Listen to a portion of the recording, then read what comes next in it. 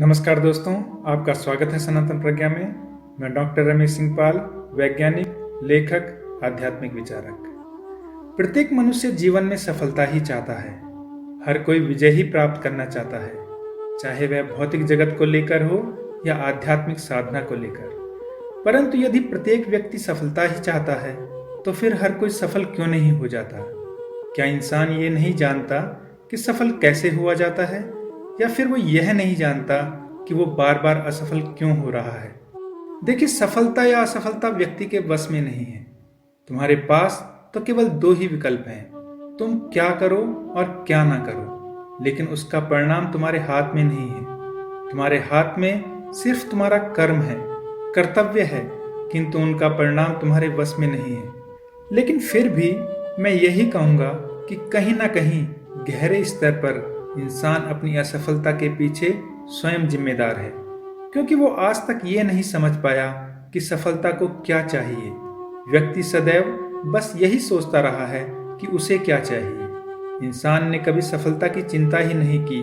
उसने सदैव अपनी स्वार्थ की चिंता की, अपनी जरूरतों की पूर्ति की चिंता की, और इसलिए आज का इंसान असफल है।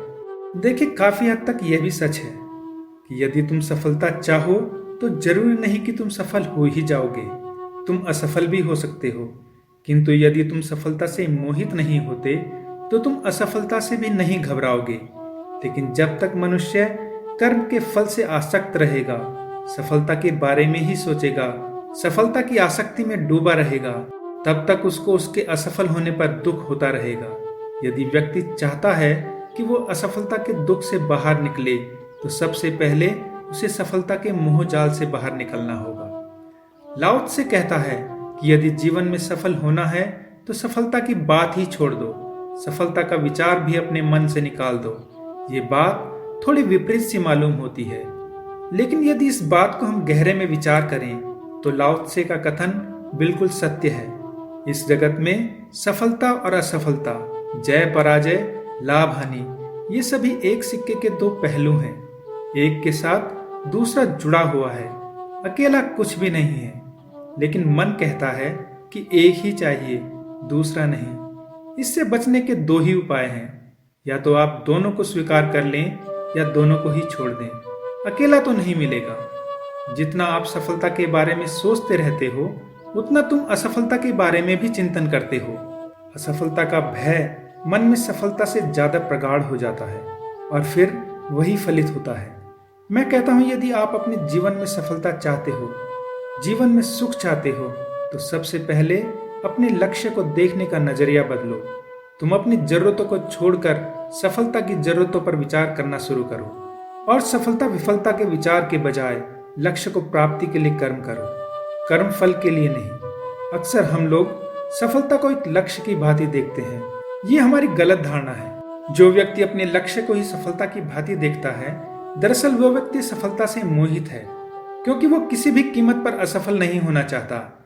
जो व्यक्ति अपनी सफलता से मोहित हो गया हो, वो व्यक्ति अपने कर्म में भी स्थिर नहीं रह सकता, क्योंकि सफलता का मोह व्यक्ति के कर्म में बाधा डालता है।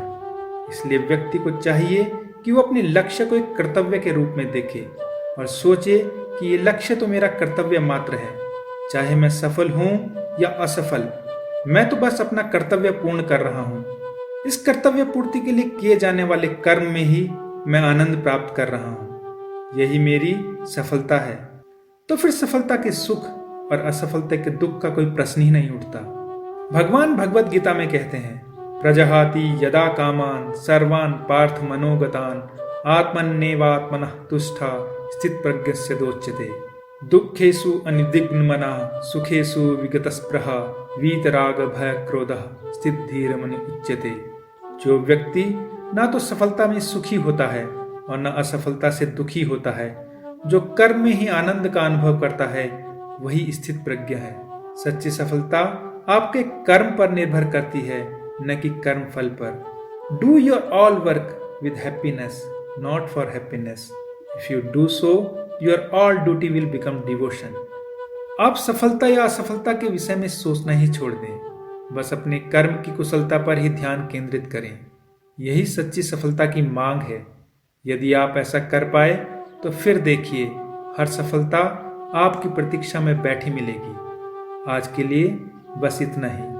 धन्यवाद। आध्यात्मिक उन्नति तथा मोटिवेशन के लिए सनातन प्रज्ञा से जुड़ें। जीवन में बदलाव अवश्य आएगा।